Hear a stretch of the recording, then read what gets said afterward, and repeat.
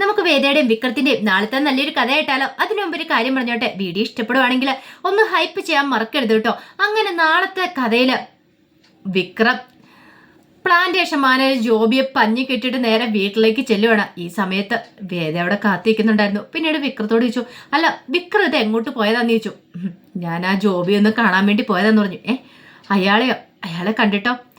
അയാളെ കണ്ടിട്ട് എന്താന്നോ, അയാൾക്കുള്ള കൂലി കൊടുക്കണ്ടേ? എന്റെ പെണ്ണിനോട് അപമര്യാദയായിട്ട് പെരുമാറിയിട്ടുണ്ടെങ്കിൽ പിന്നെ ഞാനിത് കണ്ടും കേട്ടും വെറുതെ ഇരിക്കണോന്ന് ചോദിച്ചു. ഇത് കേട്ടപ്പോൾ വേദ ചോദിച്ചു, അയാളെ തല്ലുവോ മറ്റോ ചെയ്തോ? ഇനി അതിന്റെ പേര് കേസും പ്രശ്നം ഉണ്ടാവുമോ? ഒരു കേസും ഉണ്ടാകാൻ പോകുന്നില്ല. അയാളെ നന്നായിട്ട് ഞാനിന്ന് പേടിപ്പിച്ചിട്ടുണ്ട്. ഇനി അവൻ എന്താണെങ്കിലും അനാവശ്യം പറഞ്ഞുകൊണ്ട് നിന്റെ അടുത്തേക്ക് വരില്ല എന്ന് പറഞ്ഞു. ചോദിക്കാനും പറയാനും ആളുണ്ടെന്ന് അയാളൊന്ന് കാണണ്ടേ? അല്ലെങ്കിലേ അയാൾക്ക് ഇത്തിരി എല്ലു കൂടുമെന്ന് പറഞ്ഞു. വേദ പറഞ്ഞു, അയാളുടെ കള്ളത്തരങ്ങളൊക്കെ പുറത്തു കൊണ്ടുവരണം വിക്രം. കാരണം ഈ പാവപ്പെട്ട തൊഴിലാളികൾ ദിവസവേതനത്തിനാണ് ഇവിടെ കിടന്ന് അധ്വാനിക്കുന്നത്. എന്നിട്ടോ അവർക്ക് അവരുടെ പകുതി കൂലി പോലും കൊടുക്കുന്നില്ല. അവരെ കൊണ്ടെല്ലാം ഒരു പേപ്പർ ഒപ്പിടിച്ച് വാങ്ങിച്ചിട്ടുണ്ട്. എന്നെ കൊണ്ട് വാങ്ങിച്ചു. അത്തേൽ എഴുതിയേക്കുന്ന കൂലി അവർക്ക് കൊടുക്കുന്ന കൂലിയും തമ്മിൽ കുറെ രൂപ വ്യത്യാസം ഉണ്ടെന്ന് പറഞ്ഞു. അത് എത്രയും പെട്ടെന്ന് തന്നെ അവരെ അറിയിക്കണമെന്ന് പറഞ്ഞു. ഇത് കേട്ടപ്പോൾ വിക്രം ചോദിച്ചു, എങ്ങനെ? ഒരു കാര്യം ചെയ്യാം വിക്രം, അച്ഛനോടൊന്ന് സംസാരിച്ചു നോക്ക് ഇതിനെക്കുറിച്ച്. ഞാൻ എന്താണെങ്കിലും മേരി ചേച്ചിയോട് ഇതിനെക്കുറിച്ച് പറയാൻ തന്നെ തീരുമാനിച്ചെന്ന് പറഞ്ഞു. വിക്രം പറഞ്ഞു, ഒരു കാര്യം ചെയ്യാം, ഞാനൊന്ന് സംസാരിച്ചു നോക്കാം. ഇതങ്ങനെ വെറുതെ വിട്ടിട്ട് കാര്യമില്ലല്ലോ. കാരണം ഇത്രയും നാളും അയാൾ അവരെ പറ്റിച്ചു. ഇനി അങ്ങനെ പറ്റിച്ചിട്ടുണ്ടെങ്കിൽ എത്ര കാലം എന്ന് വെച്ചാൽ അങ്ങനെ അവർ ചില തീരുമാനങ്ങളൊക്കെ എടുത്തു. പിന്നീട് വിക്രം പള്ളിയിലേക്ക് പോകണം. അപ്പം എല്ലാ ദിവസം പോകുമ്പം അനിയൻകുട്ടനെ കൂട്ടിക്കൊണ്ടാ പോകുന്നത്. അനിയൻകുട്ടനെ അച്ഛൻ്റെ അടുത്ത് അവിടെ ഇരുത്തും. അതിനുശേഷം വിക്രം ജോലി ചെയ്യാനായിട്ട് പറമ്പിലേക്ക് ഇറങ്ങണേ. അന്നും പതിവ് പോലെ തന്നെ വിക്രവും കൂടി ചെന്നു. അങ്ങനെ അച്ഛൻ കുശലാന്വേഷണമൊക്കെ നടത്തുന്നുണ്ട് വിക്രത്തോട്. അതിനുശേഷം വിക്രത്തോട് ചോദിച്ചു, എന്തോ വിക്രത്തിന് എന്നോട് പറയാനുണ്ടല്ലോ, എന്താന്ന് ചോദിച്ചു. അത് പിന്നെ അച്ഛോ, എനിക്ക് അച്ഛനോട് കുറച്ച് വ്യക്തിപരമായിട്ട് സംസാരിക്കണമെന്ന് പറഞ്ഞു. എന്ത് കാര്യത്തെക്കുറിച്ചാണ് സംസാരിക്കാനുള്ളതെന്ന് ചോദിച്ചു. അത് പിന്നെ അച്ഛോ, തേയിലത്തോട്ടത്തിലെ കാര്യത്തെക്കുറിച്ചാണ്. തേയിലത്തോട്ടത്തിലെ കാര്യമോ? അതെന്ത് കാര്യം എന്ന് ചോദിച്ചു. അത് പിന്നെ കാര്യം എന്താ വെച്ചാൽ പറ. പിന്നീട് വേദ പറഞ്ഞ കാര്യങ്ങളൊക്കെ പറയണം. സൈൻ ചെയ്തൊരു പേപ്പർ കൊടുത്തേ. ആ പേപ്പറിൽ അവർക്ക് കൂലി കൂടുതലാച്ചോ, പക്ഷെ ഇവർക്ക് അത്രയും കൂലിയൊന്നും കൊടുക്കുന്നില്ല. ബാക്കി ആ പ്ലാന്റേഷൻ മാനേജർ ജോബി മുക്കുന്നതെന്ന് പറഞ്ഞു. സത്യമാണ് വിക്രം പറയണമെന്ന് ചോദിച്ചു. അതേ അച്ചോ, വേദയുടെ കാര്യം അറിയാലോ. വേദ വക്കീലാണ്. അവൾക്ക് പഠിപ്പ് കാര്യങ്ങളൊക്കെ ഉണ്ട്. അവൾക്ക് എല്ലാ കാര്യങ്ങളും പെട്ടെന്ന് മനസ്സിലാവും. അവളാണ് എന്നോട് ഇത് വന്ന് പറഞ്ഞത്. ഇനി ആ പാവപ്പെട്ട തൊഴിലാളികളെ ഇങ്ങനെ വഞ്ചിക്കാൻ പാടില്ല. അച്ഛനോട് എനിക്കിത് പറയണമെന്ന് തോന്നി. അച്ഛൻ എന്തെങ്കിലും ചെയ്യാൻ പറ്റുമെങ്കിൽ അച്ഛൻ ചെയ്യണമെന്ന് പറഞ്ഞു. ഇത് കേട്ട് കഴിഞ്ഞപ്പോഴത്തേനും അച്ഛൻ പറഞ്ഞു, ഞാനും നോക്കട്ടെ എന്താ ചെയ്യണ്ടേന്ന്. ഇത്രയും നാൾ വന്നിട്ട് ഇതെല്ലാം മൂടി വെച്ച്. അത് കേട്ടപ്പോൾ വിക്രം പറഞ്ഞു, അത് ശരിയാ. ആ സമയം അച്ഛൻ പറഞ്ഞു, വെറുതെ അല്ല നിങ്ങളെ ഇങ്ങോട്ടേക്ക് കർത്താവ് കൊണ്ടുവന്നേ. ചിലപ്പോൾ ഇവിടെ നിങ്ങൾ വന്നതിൻ്റെ പിന്നിൽ പല ഉദ്ദേശങ്ങളും കാണുമായിരിക്കും. അത് കേട്ടപ്പോൾ വിക്രം ചോദിച്ചു, അതെന്താച്ചോ? അല്ല നിങ്ങൾ വന്നോണ്ടല്ലേ ഇത്രയും കാലമായിട്ടും തൊഴിലാളികളെ പറ്റിച്ചുകൊണ്ടിരിക്കുന്ന ആ വഞ്ചകന്റെ കഥയൊക്കെ ഞങ്ങളൊക്കെ അറിയണേ. അല്ല ഞങ്ങൾ ഇതൊക്കെ അറിയുമോയെന്ന് ചോദിച്ചു. അങ്ങനെ വിക്രത്തോട് കാര്യങ്ങളെ സംസാരിക്കുന്നുണ്ട്. അച്ഛൻ പറഞ്ഞു, പിന്നെ സൂക്ഷിക്കണം, അറിയാലോ. ഒരു പക്ഷേങ്കിൽ അവൻ്റെ പിന്നെ വേറെ ആരെങ്കിലുമൊക്കെ ഉണ്ടോയെന്നും അറിയത്തില്ല. അപകടമാണെന്ന് പറഞ്ഞു. വിക്രം പറഞ്ഞു, അതൊക്കെ എനിക്ക് അറിയാച്ചോ എന്ന് പറഞ്ഞു.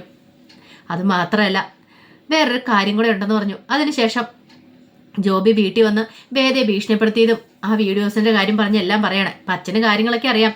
അച്ഛനോട് കുമ്പസാരിച്ചിട്ടുണ്ട് വിക്രം. കാരണം തന്നെ മനസ്സിലുള്ള കാര്യങ്ങൾ താൻ എന്താ ഏതായിരുന്നൊക്കെ വിക്രം അച്ഛനോട് പറഞ്ഞിട്ടുണ്ട്. അപ്പം അതുകൊണ്ട് കാര്യങ്ങൾ കുറച്ചുകൂടി എളുപ്പമായിരുന്നു. ആ സമയത്ത് അച്ഛൻ പറഞ്ഞു, അങ്ങനെയാണെങ്കിൽ വേദയോടൊന്ന് സൂക്ഷിക്കാൻ പറയണം, നല്ലതാ. ഒരു പക്ഷെ അവന് വൈരാഗ്യം മനസ്സിലുണ്ടായിരിക്കും. ഇനി അവൻ വൈരാഗ്യ ബുദ്ധിയും വെച്ചുകൊണ്ടിരുന്നിട്ട് കാര്യമില്ലച്ചോ. എൻ്റെ പെണ്ണിൻ്റെ നേർക്ക് അവൻ എന്തേലും കാര്യങ്ങൾ ചെയ്തിട്ടുണ്ടെങ്കിൽ ഒരു പോറലെങ്കിലും ഏൽപ്പിച്ചിട്ടുണ്ടെങ്കിൽ പിന്നെ ഈ വിക്രം വെറുതെ ഇരിക്കില്ല എന്ന് പറഞ്ഞു. ഞാൻ ഇന്ന് വരെ കൊലപാതകം കാര്യങ്ങളൊന്നും ചെയ്തിട്ടില്ലച്ചോ. പക്ഷെ എൻ്റെ പെണ്ണിന് എന്തെങ്കിലും സംഭവിച്ചിട്ടുണ്ടെങ്കിൽ അപ്പോഴേക്കും അച്ഛൻ പറഞ്ഞു, വിക്രം അങ്ങനെയൊന്നും ചിന്തിക്കരുത്. ഒരിക്കലും അങ്ങനെയൊന്നും സംഭവിക്കില്ല. ക്ഷമ അതാണ് നമുക്കിവിടെ വേണ്ടത്, അറിയാലോ. കാത്തിരിക്കും അതിൻ്റെതായ പ്രതിഫലം ഉണ്ടാവും എന്ന് പറഞ്ഞു. ഇതിന് എന്താ വേണ്ടതെന്ന് വെച്ചാൽ ഞാൻ ചെയ്തോളാം എന്നൊക്കെ അച്ഛൻ വാക്കുകൊടുത്തു. പിന്നീട് വേദ ജോലിക്ക് ചെല്ലുന്നുണ്ട്. അപ്പം വേദയുടെ പനിയൊക്കെ കുറഞ്ഞിട്ടുണ്ടായിരുന്നു. അപ്പോഴത്തേനും മേരി ചേച്ചി ബാക്കി കൂട്ടുകാരികളൊക്കെ ചോദിച്ചു, എങ്ങനെയുണ്ട്, പനിയൊക്കെ കുറഞ്ഞെന്ന് ചോദിച്ചു. പനിയൊക്കെ കുറഞ്ഞെന്ന് പറഞ്ഞു. പ്ലാന്റേഷൻ ജോബിയാണെങ്കിൽ വേദയുടെ മുഖത്തേക്ക് പോലും നോക്കുന്നില്ലായിരുന്നു. ഭയങ്കര ടെൻഷനായിരുന്നു. ഇനിയിപ്പോൾ ഇവളെ നോക്കിയിട്ട് ഇനിയിപ്പോൾ അവൻ്റെ കയ്യിൽ നിന്ന് മേടിച്ച് കെട്ടണ്ട എന്നൊക്കെയൊരു ചിന്തയായിരുന്നു. ആ സമയത്ത് മേരി പറഞ്ഞു, അല്ല വേദേ, ഞാൻ കുറച്ച് കാര്യങ്ങളൊക്കെ അറിഞ്ഞല്ലോ എന്ന് പറഞ്ഞു. എന്ത് കാര്യങ്ങൾ? അല്ല, ചില കാര്യങ്ങളൊക്കെ ഞാൻ അറിഞ്ഞായിരുന്നു പറഞ്ഞുകൊണ്ട് വേദയും വിക്രത്തെക്കുറിച്ച് അറിഞ്ഞ കുറച്ച് കാര്യങ്ങളൊക്കെ പറയണം. അതെല്ലാം കേട്ട് കഴിഞ്ഞപ്പോഴത്തേനും വേദ പറഞ്ഞു, അല്ല മേരി ചേച്ചി ഇത്തരം കാര്യങ്ങൾ മാത്രം കേട്ടിട്ടുള്ളൂ എന്ന് ചോദിച്ചു. അതെന്താ? അതിനേക്കാളും വലിയ സംഭവങ്ങളൊക്കെ ഇവിടെ നടക്കുന്നുണ്ട്, അതൊക്കെ വല്ല അറിയുന്നുണ്ടോയെന്ന് ചോദിച്ചു. എനിക്കൊന്നും അറിയില്ല, എന്താ വേദ കാര്യം എന്ന് ചോദിച്ചു. അതെ, ഞാൻ പറയാമെന്നും പറഞ്ഞുകൊണ്ട് ശബ്ദം താഴ്ത്തി. അപ്പം ബാക്കി കൂടെ ജോലി ചെയ്യുന്നവർ, കുളം തെടുക്കുന്നവർ ഇത്തിരി മാറിയാണ്, അവർ രണ്ടുപേരും കൂടെ ഇച്ചിരി മാറിയാണ് നിൽക്കുന്നത്. അപ്പോഴേക്കും വേദ കാര്യം പറയുന്നത്, അതെ ചേച്ചിക്കൊക്കെ എത്ര രൂപ ഇവിടെ കിട്ടണമെന്ന് ചോദിച്ചു. അപ്പം തുക പറയണം, ഇത്രയും രൂപയൊന്നുമല്ല, നിങ്ങളെ ആ ജോബി മാനേജറുണ്ടല്ലോ അയാളെ പറ്റിച്ചുകൊണ്ടിരിക്കുമെന്ന് പറഞ്ഞു. പറ്റിക്കാണോ? ഞങ്ങളെയോ? അതെ, ശരിക്കും പറഞ്ഞാൽ അതിനേക്കാളും കൂടുതൽ തുകയാണ് അയാൾ എഴുതിയെടുക്കുന്നത്. പക്ഷേ എങ്കിൽ അതിൻ്റെ പകുതി പോലും നിങ്ങൾക്ക് തരുന്നില്ല എന്ന് പറഞ്ഞു. സത്യമാണ് വേദ പറയണേ. അതെ, കഴിഞ്ഞ ദിവസം എന്നെ കൊണ്ട് സൈൻ ചെയ്യിച്ചു, അപ്പോഴാണ് എനിക്ക് കാര്യങ്ങളൊക്കെ മനസ്സിലായെന്ന് പറഞ്ഞു. അത് വേദയ്ക്ക് എങ്ങനെ മനസ്സിലായി? അതൊക്കെ എനിക്ക് മനസ്സിലായി. ഇത് കേട്ട് കഴിഞ്ഞപ്പോഴത്തേനും മേരു, ദൈവമേ എൻ്റെ കർത്താവേ, എന്നാലും ഇത്രയും നാളും ഇയാളെ ഞങ്ങളെ പറ്റിച്ചുകൊണ്ടിരിക്കണോ? ഇതങ്ങനെ വെറുതെ വിട്ടിട്ട് കാര്യമില്ല. ഇപ്പം തന്നെ ചോദിച്ചിട്ട് എൻ്റെ കാര്യം. എടുത്ത് ചാടി ഒന്നും ചെയ്യരുത്. ബാക്കി എല്ലാവരുടെയും ഇതിനെക്കുറിച്ച് സംസാരിക്കണം. കാരണം നമ്മൾ എടുത്ത് ചാടി എന്തെങ്കിലും ചോദിച്ചിട്ടുണ്ടെങ്കിൽ അത് പ്രശ്നമാവുമെന്ന് പറഞ്ഞു. അത് കേട്ടപ്പോൾ മേരി ചോദിച്ചു, ഇനിയിപ്പോൾ എന്ത് ചെയ്യും? അതിനൊക്കെ വഴിയുണ്ട്. എന്താണെങ്കിലും ഒരു കാര്യം ഞാൻ ഉറപ്പുവരാം, നമുക്ക് കിട്ടേണ്ട ആനുകൂല്യം നമുക്ക് തന്നെ കിട്ടിയിരിക്കും. ഞാൻ ഇവിടുന്ന് പോകുന്നതിന് മുമ്പ്, എത്ര കാലം ഞാനിവിടെ ഉണ്ടാവും എന്നറിയില്ല, പോകുന്നതിന് മുമ്പ് ഞാൻ ഈ കാര്യത്തിനൊരു തീരുമാനം ഉണ്ടാക്കിയിട്ട് പോകുള്ളൂ എന്ന് വേദ മേരിക്ക് ഉറപ്പ് കൊടുത്തു. ഇതേ സമയത്ത് ശ്രീനിവാസിന്റെ അടുത്തേക്ക് സുധ വന്നു. ശ്രീനിവാസൻ ആകപ്പാടെ വല്ലാത്തൊരവസ്ഥയിൽ ഇരിക്കുകയാണ്. സുധ വന്നിട്ട് പറഞ്ഞു, ആ വിക്രം വരുണിനെ കൊലപ്പെടുത്തിയെന്നും പറഞ്ഞുകൊണ്ടാണ് ഈ പ്രശ്നങ്ങളൊക്കെ ഉണ്ടായത്. അല്ലെങ്കിൽ ശ്രീനിയേട്ടന് ഉറപ്പായിട്ടും ഈ പ്രശ്നം ജയിക്കേണ്ടതായിരുന്നു പറഞ്ഞു. ആ സമയം രാജേട്ടനും ജോസഫും അങ്ങോട്ട് വന്നു. അങ്ങനെ അവർക്കൊക്കെ ഭയങ്കര വിഷമമായിട്ടുള്ള കാര്യമായിരുന്നു ശ്രീനിവാസൻ തോറ്റുപോയതൊക്കെ ഓർത്ത് കഴിഞ്ഞപ്പോഴത്തേനും. പിന്നീട് അവരൊക്കെ ഒന്ന് ശ്രീനിവാസനോട് പറയുന്നുണ്ട്, സാരമില്ല ശ്രീനി സാറേ, അടുത്ത തവണ എന്താണെങ്കിലും നമുക്ക് ഈ മണ്ഡലം പിടിച്ചെടുക്കാം, ധൈര്യമായിട്ടിരിക്കുക, എന്തിനു വേണ്ടി ഞങ്ങളൊപ്പം ഉണ്ടായിരിക്കും. വിക്രം ഇവിടെ ഇല്ലാതെ പോയി, വിക്രം കൂടെ ഉണ്ടായിരുന്നെങ്കിൽ ഇങ്ങനെയൊന്നും സംഭവിക്കില്ലായിരുന്നു പറഞ്ഞു. അത് കേട്ടപ്പോൾ ശ്രീനിവാസൻ പറഞ്ഞു, ആ വരുണ്ട കൊലപാതകം അതാണ് എല്ലാത്തിലേക്കും നയിച്ചത്. ഇത് ചെയ്ത ആരാണെങ്കിലും എനിക്ക് അധികം വൈകാതെ അവനെ എൻ്റെ കയ്യിൽ കിട്ടണം. ജോസഫെ, അവനെ വെറുതെ വിടാൻ പറ്റില്ല. ഒരു പക്ഷേങ്കിൽ അത് കാരണമാണ് ഇപ്പം ഞാൻ ഇവിടെ തോറ്റി നിൽക്കുന്നത്. അല്ലെങ്കിൽ ഞാൻ ജയിക്കേണ്ട മണ്ഡലമായിരുന്നു. വാസവന്റെ സഹതാപമായിട്ടാണ് കിട്ടിയിരിക്കുന്നത്. വാസവൻ ജയിച്ചോട്ടെ, എനിക്ക് അതിനകത്ത് പ്രശ്നമൊന്നുമില്ല. പക്ഷെ എനിക്ക് കിട്ടേണ്ട വോട്ടും കൂടെ തിരിഞ്ഞു പോയതിന് കാരണം ഇതാണ്, വരുണ്ട കൊലപാതകം. എനിക്കും അതിനകത്ത് പങ്കുണ്ട്. ഞാൻ മനഃപൂർവ്വം വിക്രത്തെ വിട്ട് ചെയ്യിച്ചെന്നും പറഞ്ഞോണ്ടാ. അത് പുള്ളിക്കാരെ കൊണ്ട് പറയിച്ച ആരാണെങ്കിലും ശരി, അവരെ ഞാൻ വെറുതെ വിടാൻ പോകുന്നില്ല, ഞാൻ പണി കൊടുക്കുമെന്ന് പറഞ്ഞു. അപ്പോഴേക്കും സുധ പറഞ്ഞു, ഇങ്ങനെ പറഞ്ഞുകൊണ്ടിരുന്നിട്ട് കാര്യമുണ്ടോ ശ്രീനിയേട്ട? എത്രയും പെട്ടെന്ന് കണ്ടെത്താൻ നോക്ക്. അത് മാത്രമല്ല, ആ അനിയൻകുട്ടൻ അവൻ എവിടെയാണെന്ന് അറിയാമെന്ന് ചോദിച്ചു. ഇല്ല, വിക്രമും വേദ അവനൊക്കെ എവിടെയാണെന്ന് അറിയണം. ഒരു പക്ഷെ അവനെല്ലാ സത്യാവസ്ഥകളൊക്കെ അറിയാവുന്നേ. ഇങ്ങനെ ഇവിടെ കയറി ഇരുന്നിട്ട് കാര്യമുണ്ടോ എന്നൊക്കെ ചോദിച്ചു. ശ്രീനിവാസൻ പറഞ്ഞു, എനിക്കറിയാം എന്ത് ചെയ്യണമെന്ന്. ഞാനിത് വെറുതെ ഇടവിടാൻ എന്താണല്ലോ ഉദ്ദേശിച്ചിട്ടില്ല. ഉറപ്പായിട്ടും ഇതിനൊരു തീരുമാനം ഉണ്ടാക്കുക തന്നെ ചെയ്യുമെന്ന് പറഞ്ഞു. ഈ സമയത്ത് വാസവൻ ജയിച്ചെങ്കിലും വാസവൻ അതിൻ്റെതായ സന്തോഷം കാര്യങ്ങളൊന്നും ഉണ്ടായിരുന്നില്ല.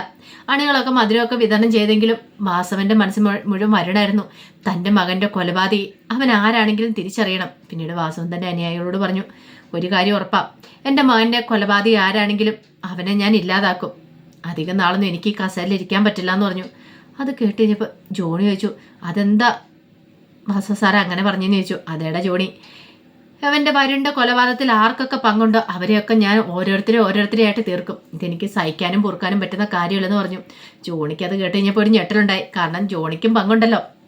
പുളിക്കനെ കൊലപ്പെടുത്താനായിട്ട് ജോണിയാണല്ലോ വഴി വെട്ടി കൊടുത്തത്. ശ്രീകാന്തിനെ ചന്ദ്രശേഖരനെ അങ്ങോട്ടേക്ക് വിളിച്ചു വരുത്തി സ്പോട്ടൊക്കെ പറഞ്ഞു കൊടുത്ത് ലൊക്കേഷൻ മാപ്പൊക്കെ ഇട്ട് കൊടുത്തൊക്കെ. അപ്പം ആ ഒരു പേടി ജോണിയുടെ മനസ്സിലുണ്ട്. ഏത് നിമിഷം എന്ത് വേണം സംഭവിക്കാം. തൻ്റെ കാര്യത്തിൽ ഒരു തീരുമാനമായെന്നുള്ള കാര്യം ജോണിക്ക് ഉറപ്പായി. പക്ഷേങ്കിലും ഒരു കാരണവശാലും വാസവന് അതിനു മുമ്പ് സംശയങ്ങളൊന്നും തോന്നരുത്. തോന്നിയിട്ടുണ്ടെങ്കിൽ തീർന്നു തൻ്റെ കാര്യം. ജോണിക്ക് ആകെപ്പാടെ ഒരു ഭയമായി. പിന്നീട് ശ്രീകാന്തിനെ വിളിച്ചിട്ട് കാര്യങ്ങളൊക്കെ പറയുന്നുണ്ട്. വാസവൻ രണ്ടും കൽപ്പിച്ചിറങ്ങാൻ തീരുമാനിച്ചിരിക്കുക. സൂക്ഷിക്കണം, ഒരു കാരണവശാലും നിങ്ങൾ പിടികൊടുക്കരുത്. എന്തേലും സംശയം ഉണ്ടെങ്കിൽ തീർന്നു പറഞ്ഞു. ശ്രീകാന്ത് പറഞ്ഞു, അതൊന്നും ഓർത്തിട്ട് നീ പേടിക്കണ്ട, എന്ത് വേണം ഞങ്ങൾക്കറിയാം, ഞങ്ങളിത് വേണ്ട പോലെയൊക്കെ ചെയ്തോളാം എന്നൊക്കെ പറയുന്നുണ്ട്. അപ്പം അതിൻ്റെ വിശേഷങ്ങളൊക്കെയാണ് നമ്മൾ കാണാനായിട്ട് പോകുന്നത്. ആ വിശേഷങ്ങൾക്കായി നമുക്ക് എല്ലാവർക്കും കാത്തിരിക്കാം കേട്ടോ. ഒരിക്കൽ കൂടി എല്ലാവർക്കും ശുഭരാത്രി നേർന്നുകൊണ്ട് നിർത്തുന്നു. നന്ദി.